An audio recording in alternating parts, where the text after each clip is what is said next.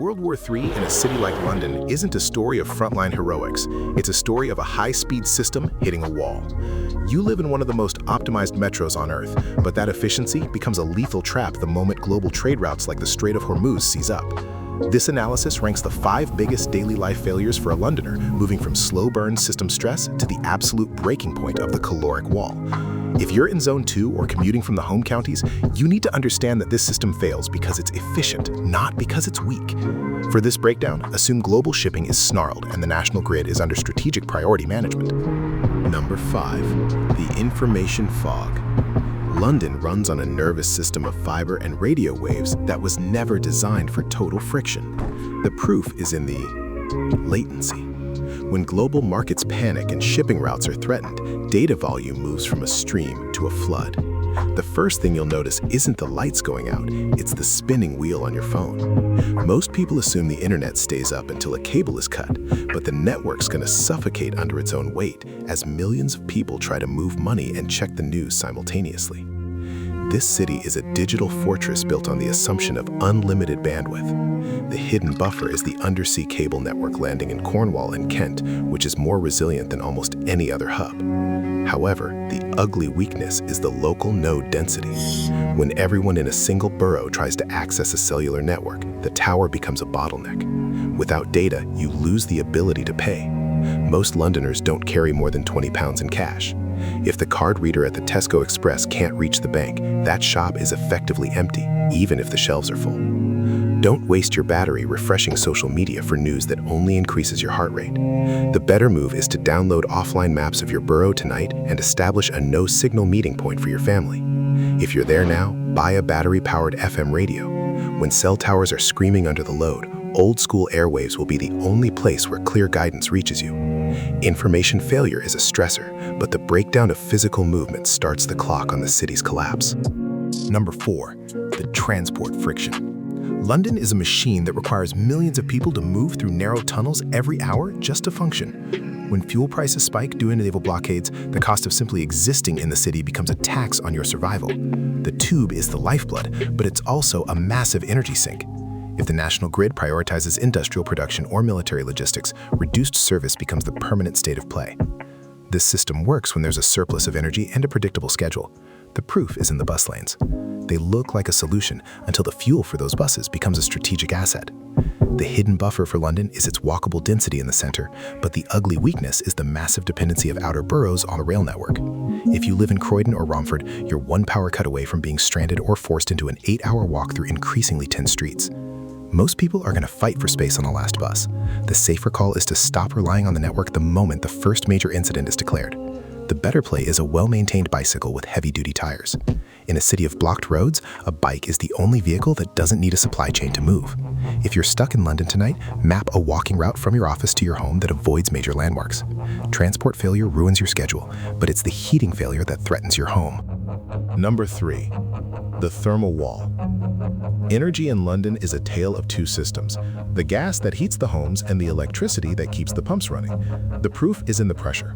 Unlike electricity, gas relies on physical pressure in the pipes to reach your boiler. If the flow from the North Sea or LNG terminals is throttled, the system doesn't just dim, it can fail entirely. London's hidden buffer is its connection to the European gas interconnector, but the ugly weakness is the age of the housing stock. Most Londoners live in Victorian conversions that lose heat as fast as they can generate it. When the thermal wall hits, your flat becomes a refrigerator in 48 hours. People are going to turn to electric heaters to compensate, which instantly risks tripping the local substations and crashing the neighborhood grid. Don't use a gas stove for heat. That's a fast track to carbon monoxide poisoning in a sealed flat. The better move is to invest in high-quality wool layers and a room-within-a-room strategy. Pick one room to insulate, hang heavy blankets over the doors, and keep the family there to manage your body's thermal inventory. If you're there now, check your windows for drafts and seal them with tape or towels. Energy failures are survivable with the right clothes, but you cannot dress your way out of a water crisis. Number 2. The hydrological stress. Water is the most invisible and dangerous dependency in Greater London. The city already faces water stress during peacetime, and in a war scenario, the system is brittle. Look at the pumps. Every drop of water that reaches a 5th-floor flat in Hackney requires electricity. If the grid becomes unstable, Water pressure drops. When pressure drops, the water doesn't just stop. It can become contaminated as backflow draws pollutants into the mains. The proof is in the Thames. It's a massive resource, but it's also the city's primary drain. London's hidden buffer is its massive Victorian sewer system, which is remarkably resilient. However, the ugly weakness is the just-in-time treatment process. The chemicals required to make water drinkable are delivered by truck every single day. If freight lines are snarled by fuel rationing, the water coming out of your tap won't be safe to drink. Don't assume the tap will always work. Most people wait until the water turns brown to start filling jugs. The better move is to keep a 72-hour reserve of bottled water hidden away right now. If the pressure fails, the toilets won't flush, and that's when the real civilian crisis begins. Disease follows a water failure faster than any bullet. This is why the water crisis sits above energy and transport. You can live in the dark, but you can't live without a clean glass of water. Yet, even water isn't the final wall. That belongs to the caloric clock. Number 1. The caloric deficit. This is the most dangerous failure because it's the one London is least prepared to solve. The thesis is simple. London is a mouth without a stomach. Roughly 99% of the food and drink consumed in Greater London comes from outside the capital. The city has approximately 3 to 5 days of food inventory in its retail supply chain. The proof is in the just-in-time delivery model. Those heavy goods vehicles you see on the M25 every morning aren't just trafficked. They are the city's life support system. When global markets are disrupted and fuel is rationed, the cost of moving food into the city skyrockets.